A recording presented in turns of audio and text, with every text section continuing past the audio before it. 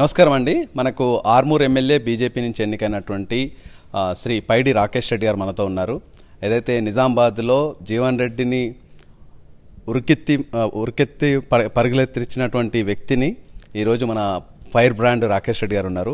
వారు ఈరోజు న్యూజెర్సీలో అమెరికాలో పర్సనల్ పనులు అయినప్పటికీ కూడా ఇక్కడ ఉన్నటువంటి బీజేపీ కార్యకర్తలకి సమయం కేటాయించి ఇక్కడ ఉన్నారు. వారి మాటల ఉద్దేశం తెలుసుకునే ప్రయత్నం చేద్దాం. నమస్కారం అండి రాకేష్ గారు. నమస్కారం అండి.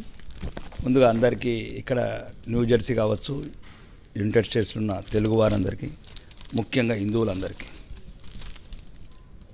ఈరోజు నా జీవితంలోనే సంతోషమైన దినం.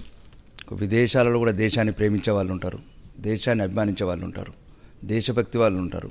భారతీయ జనతా పార్టీ సైన్యం ఉంటుందని ఈరోజు చాలా సంతోషంగా ఉంది. ముఖ్యంగా ఇంత అపూర్వ స్వాగతం పలికినందుకు ముందుగా ధన్యవాదాలు.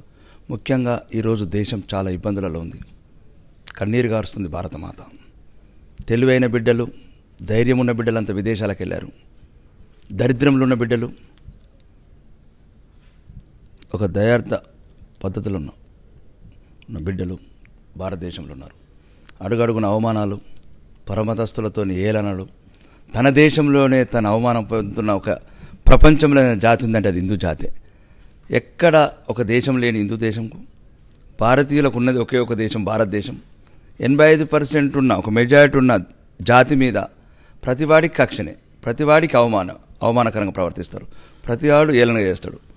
కశ్మీర్లో అత్యాచారాలు కావచ్చు, అర్థనాదాలు కావచ్చు, వెస్ట్ బెంగాల్లో సందేశాల్లో జరిగే సంఘటనలు కావచ్చు, హైదరాబాద్లో జరిగే అవమానాలు కావచ్చు, ఇది భారతదేశం అంతా వ్యాపించింది.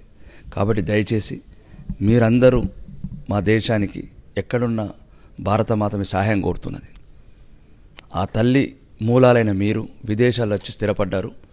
మీకున్న ధైర్యము, మీకున్న తెలివి భారతదేశంలో ఉన్న మారుమూల పల్లెలకు విస్తరించండి. ఇప్పుడున్న టెక్నాలజీ ద్వారా కావచ్చు, జరిగిన చరిత్ర చెప్పండి. ఈరోజు భారత ప్రధానమంత్రి గారు ఈరోజు ఏమన్నారు? 1000 సంవత్సరాలు బాధపడ్డ జాతి మనదన్నాడు, హిందూ జాతి. ఈరోజు మళ్ళీ 1000 సంవత్సరాలు చరిత్ర రాసిపోతాను, ఒక బలమైన చరిత్ర నిర్మిస్తాను, భవిష్యత్తు నిర్మిస్తాను అన్నాడు.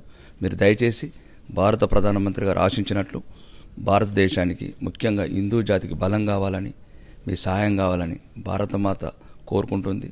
అది నిలుపుకుంటారని కోరుకుంటూ ఈ అవకాశం వచ్చిన మీ అందరికీ ధన్యవాదాలు.